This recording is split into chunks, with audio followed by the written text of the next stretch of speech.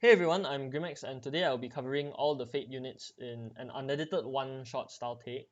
I'm making this video to try to give beginners and maybe some veterans or experts or whatever you want to call it a better understanding of what each of the 6 units that are coming soon can add to your account, because these are basically the new ascended units other than the Overlord and War Hero Fan. So I'm trying to visualize for everyone how to actually use them in, for example, your multiplayer lobbies to try to get an understanding of what you can do if, for example, you pull them, how can you use them in multiplayer, and etc. So I'm going to explain exactly what it is that makes each unit good in its own right, instead of just saying these multiplayers are super high and you should just take them because they deal more damage. That's not what I aim to achieve today. I'm trying to give a better understanding of what exactly it is that makes each unit special in its own right and what's so good about it, what's its specialties. The thing is, each unit has 3 specialties minimum, so it's very important that I cover each of the units to give you a better understanding. So I'll be starting with Ilya first. Skill wise, Ilya can get arts very easily because on her skill she gets 30, and in her passive, whenever she uses arts, true arts, or super arts, she increases her own arts by 50, which is very easy.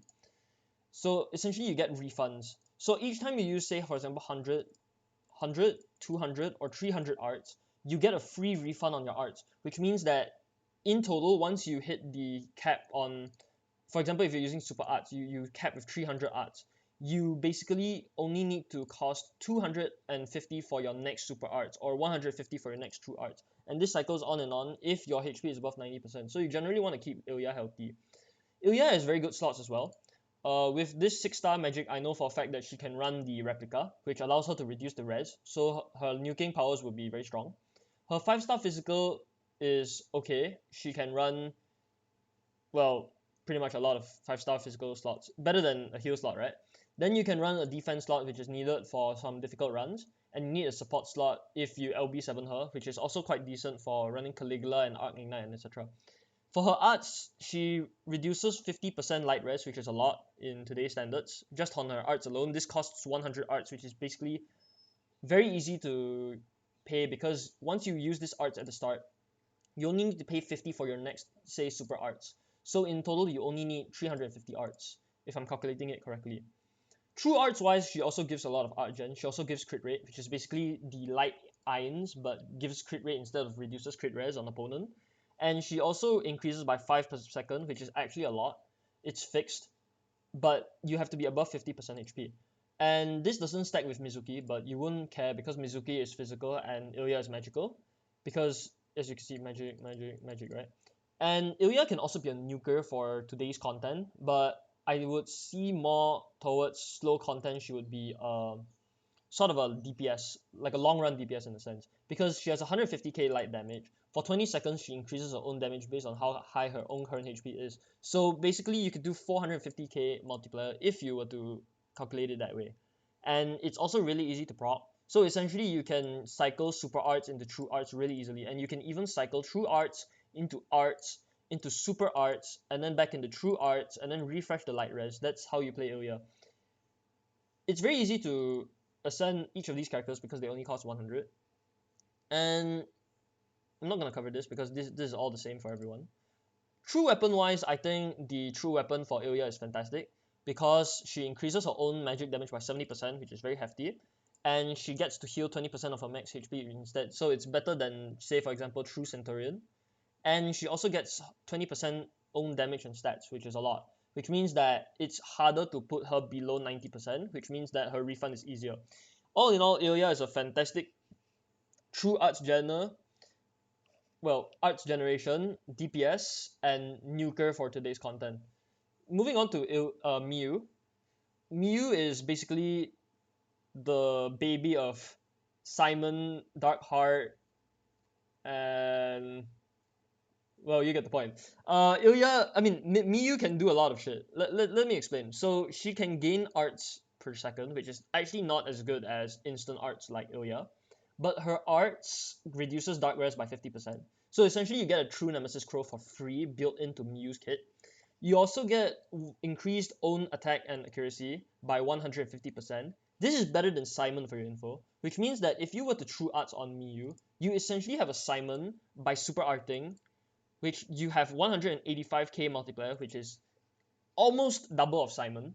And then you get to defense ignore, which is needed for some levels. And then you get to have a forte buff, which is 200% increased as well. So this is really huge. So what you can do is you can true arts and add your accuracy if you need it for, say, for example, Tontora's Mines. And then you can super arts with 185k. I think the animation is long, I'm not sure, but it still is very painful and gives you time to hit all your res down buffs and etc. And at the start of the quest, you increase your own arts by 10 seconds, 10 per second for 120 seconds. And this is a lot because if you think about it, if you were to play some long content, you will gain 1200 arts for free in total if you were to go above 120 seconds. This doesn't apply for nuking, but you get the point. This is very good for long content in general. And when your own HP is 80% or above, you increase your own arts damage by 200%, which is basically double of Charlotte. And this is also a lot because it's literally double of what we have today, right? Like Marco is like 120%, I think. And this is a lot. Like there's nothing much to be said. You don't get paralyzed. No one cares about this, to be honest. We talked about this. True Magical Sapphire, which is a true weapon, I don't think it's that good because there's better options to reduce magic res. For example, Emmy's Smooth Streamline. If you're human, you reduce 60% instead. Attack is redundant sometimes, so you don't want to do that. But if you equip this, you increase damage by 60% against non-giant bosses, but you don't really want that. You want an, in general, good weapon. Then you have Chloe, which is the third girl from the Prisma Illya series.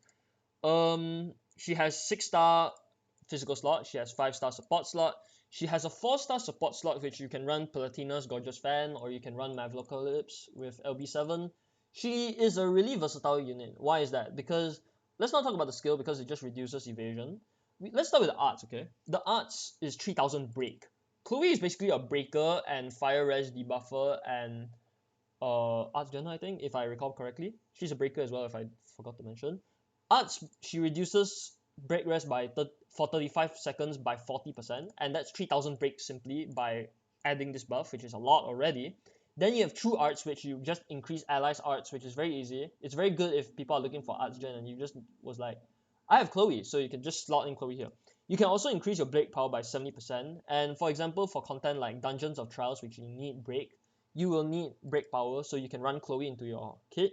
You also have 6000 break, which is really handy, so you don't need to run shitty break characters like, say, for example, Est if you can't nuke. If you can't nuke, yeah? If you can nuke, then there's no point sustaining, then you can just run Chloe as a nuker, you get the point.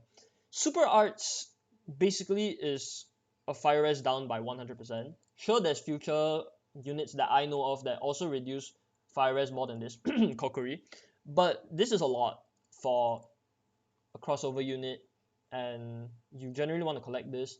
She also provides 12,000 break. Kokori doesn't. And when the boss is broken, which is better than strength, this increases allies arts by 200. This is better than strength because you increase arts by 200, you get it for free, right? So you can true arts, so you get art gen for free. Then when she's broken, you super arts. Isn't that insane? You get free arts basically. You increase arts for everyone. If you add strength with Chloe, you can also increase your damage during break by was it 100%? Well, you get the point. You double your damage, right? So Chloe is really good. She's really versatile. True weapon. The first time this equip is used, increase own arts by 50. I don't think this equip is very good because there's other options like True Ram Morningstar, Genos Vest. There's a lot of these type of equipment. But if you don't have it as a beginner, you can feel free to take it. But I don't really recommend it. There's better options. When equipped by Chloe, increase own break power by 40% and arts by 2%. Again, I don't think this is good because there's better equipments like Duke the Legendary. There's also equipments like Bakuzan, all this. These are equipments, if you have them, that can be better than Chloe's weapon. And they will provide the same anyways. How much is the CD? 55. I think, if I'm not mistaken, Duke the Legendary is 50 seconds, so this is worse. So this is not the best weapon, but if you do not have the good break weapons, you can run this, it's fine. The next one is Rin and Luvia. Rin is a fire unit, provides Art Gen type G to only fire allies, so this is very fire specific. So it's not exactly as versatile, but her versatility comes in her other areas. So for example, her arts, you see, she increases 100% to increase burn, to inflict burn, right? But if she inflicts the burn, she reduces their fire res by 50%, which is already a lot. We talked about this, right? Then if you burn, you increase allies damage by 30%, up to 300%. This is a better J Cilia, because J Cilia is a selfish carry in mines, so she does increase her own damage by 300%, but Rin and Luvia increases all of your allies damage by 300%. True arts wise, she also reduces their damage res by 70%, this is different, and their burn res by 50%. So if, for example, a boss is very hard to be burnt, you can TA first, and then you can art to make sure that the fire res procs true. Then after that, you can run her super arts, which is way more insane than Nabro, and yeah, sorry for those Nabro havers. 120k multiplier higher than normal content these days. For 40 seconds, you increase your allies' magic damage by 150%, which is higher than Nabro, because Nabro doesn't provide magic damage, you get the point. You also reduce enemies' magic res by 100%, which is a lot, because these days, well, you don't get this high of a multiplier other than from Nabro, man. Generally, the awoken units don't provide this much. Only ascended units can provide this much. So you really want to get this if you want to reduce a lot of res. Then this one we don't talk about it, honestly. True weapon, 45 seconds, 6,000. For 10 seconds, consume 2% of own max HP. If you can pay the HP price, go for it. And you increase allies arts by 4 per second and increase fire allies damage by 40%. I think this is a great equipment, because when you're nuking, you don't care about this. You are going to just care about this. And in the form of long content, if you are able to pay the price of the HP, which is 20% of your own max HP, which is easily paid with a pseudo heal like Vox, etc., or Bet's Fault, you get 4%, 4 arts per second, which is a lot for 10 seconds, which means you get 40, which is increased by 30 of what you get from normal equipment today. And you increase your own arts by 2 per second, which is amazing, because this is something like Heart's True Weapon, where you are able to self-sufficiently provide arts to yourself. So in Rin and Luvia's case, you are able to self-sufficiently constantly provide magic damage, and you are able to continuously provide arts to everyone with this equipment. So I think this is fantastic. Shiro, the unit that everyone is talking about, overhyped honestly, but I do think he's very good. 6-star support, 5-star defense, 4-star heal, and 4-star support. Let's talk about the super arts first, because this is where he actually comes into fruition. So super arts, for 180 seconds, he enters his own version of Magia Drive called Unlimited Blade Works. We're gonna call it UBW from now on. So instead of super arts Unlimited Blade Works, when he uses super arts during Unlimited Blade Works, he just deals 160k damage, and then he increases damage, his own attack and damage by 200% for 35 seconds. This is really long, and we talked about this. Again, this is long content based. You can see he doesn't have any self-buffing equipment up, so you can't really see him as a DPS. But he does provide a lot of DPS. He provides a lot of his own damage, so you can argue that he doesn't really need his own physical slots, though you would argue that any unit that has their own magic or physical slot will do more damage in the future. But for now, Shiro is a fantastic damage dealer. But no one talks about his damage dealer. The reason why everyone is hyping up Shiro is because of his damage res buffs. So let's talk about his skill first. He increases his own arts by 30, which means that very easily, he can proc his arts very easily. Every 8 seconds, he gets 30. That's a lot, in comparison to, say, Illya, right? Like 12 seconds. Miyu, 13 seconds, 3 per second, you have to wait, right? Shiro gets this at 8 per second. 30 arts per 8 seconds, which is a lot. And then during UBW, you double that, as if that wasn't enough already. You increase your own arts by 60, which is a lot, right? You basically have an albedo skill here, an emperor skill here, however you want to see it. Then for your arts, for 10 seconds, you increase allies' physical res by 30%. You also gain a Sustina barrier, basically. I'm going to call it a damage off tank, because you're not really tanking, but you are helping with the tanking. So you negate 15,000, which is a lot. Sustina does 5,000 shielding, if I'm not mistaken. During UBW, this changes. For 20 seconds, it lasts longer, as you can see, and you negate 15,000. Basically, the phys res is longer. True arts, you reduce physical res by 100%. UBW, you reduce physical res by 100%. Again, this is an insane multiplier. The highest I can think of right now is Chloe with 20% dark res down, 20% physical res down. This is 5 times of that. So if you need someone with physical res down, this is amazing. To compare with Draken is 30% stackable over time. Mizuki is 60% instantaneously. I don't really know how fast he can proc this, whether it's immediately or not, but 100% is still a lot. If you were to put Shiro with, say, Draken, you can get 130% Fizz Res down for free. Then, like we talked about just now, you can do this. So how you want to play Shiro is you want to do super arts. You want to start with unlimited blade works so that you can get your skill back very easily. Then you want to art depending on the situation. If you need shielding, you arts. If you need damage, you do true arts to proc the fizz res down. And if you have enough arts gen, you quickly super arts. If not, you would play Shiro more as a supportive unit. Shiro is more of a supportive unit in a sense, but yeah, a lot of people are going to tell me, oh shit, Shiro does a lot of damage. Yeah, we talked about this, right? Shiro has higher multipliers than every other content in the game right now. So during Unlimited Blade Works, you increase your own Paralyze and Freeze Res, which is a lot, because you generally do not need to run Viper anymore or True Raz anymore. This helps a lot. You increase allies damage res by 30%. Additionally, every 8 seconds deal 10,000% water damage, which is pretty nice. So I want to talk about this for a second. So if you have this 30% res for a second, the way Og taught me was, if you have this fizz res by 30%, say for example you're fighting Ganon, right? If you have Mira Hood, which is 20% if I'm not mistaken, 25, you get 30% plus 30% damage res, and then if you run this Mira Hood, you plus another 25%. If you can get to 100%, Ganon will only deal 1 damage to you. So that means Ganon will never be able to kill you with Shiro. With Shiro, you instantly get 60% damage res up. Like Fizz, damage res, you get 60% just like that. You just need 40% more to make Ganon hit you for 1, if you get the point. Talking about his true weapon, True Roias, which is basically literally his weapon in Fate.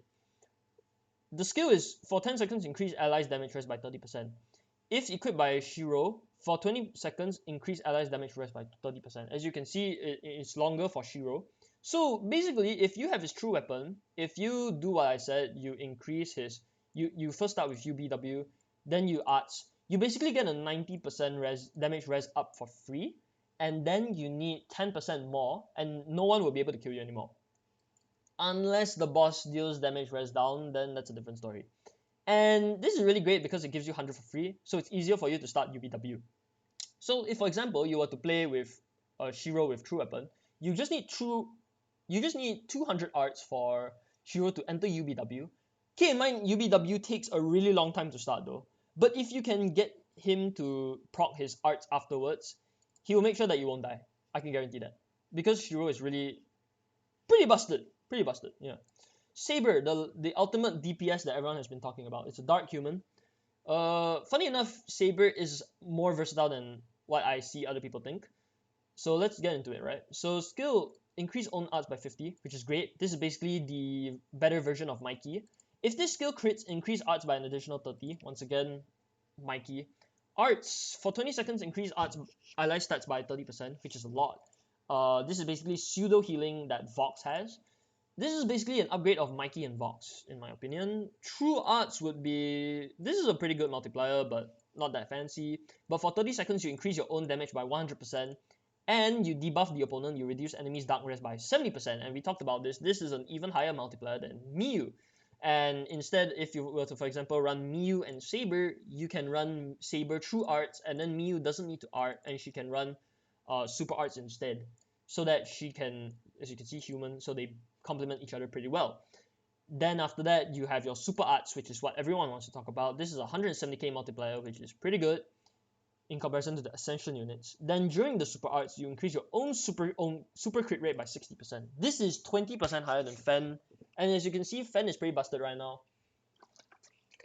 So because Fen is pretty busted right now, you can generally get a feel for just how much Saber is actually going to hit the boss. When own HP is 50% or higher, increase own crit rate by 100%. This means that if, for example, you were to use your skill and you were to have above 50% HP, you get 80 arts for free. How nice is that? And when you're afflicted with status ailments, you reduce own accuracy by 30%. This is actually a debuff. This is not a passive that you want to have, to be honest. But generally, this means that you don't want to have status ailments on your Saber. When HP is above 90%, you increase own attack by 25%, sure. So try not to put her below 90%, you get the point. True weapon 50 seconds CT for 10 seconds increase own damage by 50%. If user is dark, increase own attack by 50%. I do not think this is good. The active is not good. But if you read the passive, you increase your own crit damage by 80%, which is a lot. Does not stack with abilities of the same name. I think this is great, even though it's only 80%, because say for example True Jaeger, if you want to argue with that, True Jaeger gives 40% fizz damage up and dark damage up 80%, but crit damage here also included with super crit, by the way. I know this for a fact because I run Ains and Fen together, and I'm aware that with an SA from Ains, when you super crit, your damage increases on a super crit when you increase your crit damage up. So if you run this on Saber Alter, this is the best weapon that you can run on Saber currently. In global, I think. I might be wrong though, but I'm pretty sure I got this correct. But I do think this is the best weapon you can get at the moment. So to wrap up my thoughts on Prisma Illya, I actually wrote it here.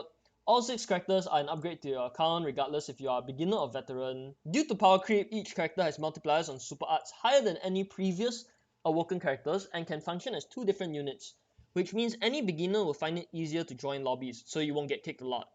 Though it may be reliant on equipment as well. For example, Illya, just now as we talked about, is an art gen and DPS. True arts is your art gen, super arts is your DPS. You gain up to 300% damage. Miyu, debuffer, dark res NA, 50%. We talked about this. DPS, super arts, it defense ignore, which you need for example, Virago. So beginners will get Virago for free, basically. You can join a Virago lobby for free. You also have a self-accuracy buff, so you're basically Simon. And this is also Dark Heart. So essentially, Simon and Dark Heart had a baby, you get Miyu. Chloe, you are a fire debuffer, but many people want to talk about Breaker, so don't be surprised if they don't care about the fire debuff and art gen. Chloe reduces fire res by 100%, art gen by 5%, 5 per sec. Oh my god, I keep saying percent, holy shit. 20 seconds, 5 per second, that's a lot, okay? And Rin and Luvia, oh, you also get arts on breaking if you needed to get that clarification. Well, Rin and Luvia also damage buff by 300% if you can stack it, if you can burn. You also reduce damage res by 70%, which is way more than Melty, 60%. And that's for people who have Melty. If you don't have Melty, this is a lot for you. You also have magic buffer and debuffer. You have your allies passive, your TA, and your SA to buff. So essentially, this is a buffing unit. Shiro Emiya is what I call a damage off tank. You get res buffs up, as we talked about. You almost get 90% just by yourself if you have true weapon, and can be a DPS if you need it for your own content. Saber Alter is the biggest DPS, and she's also a debuffer on the TA. Do keep in mind that all 6 characters are essentially nukers for today's content, so I'm not really going to call them nukers for future content respects. I'm going to call them high DPS, but I wouldn't be surprised if they all can nuke, especially Saber, because they all have very high multipliers as we talked about, and she even has her own super crit. So to sum it up, each character can help in the future content releasing soon, such as 5-star Crest Palaces, Summoner's Roads, and I don't really know what other future content there is, like for example story or whatever, because I'm just login player. I don't really know what is going on in JP, but I do have Illya, so I can vouch this for myself. I've asked a couple of my friends that agree with me that these are their views as well, and if you have any questions you can let me know, and I'll see you next video.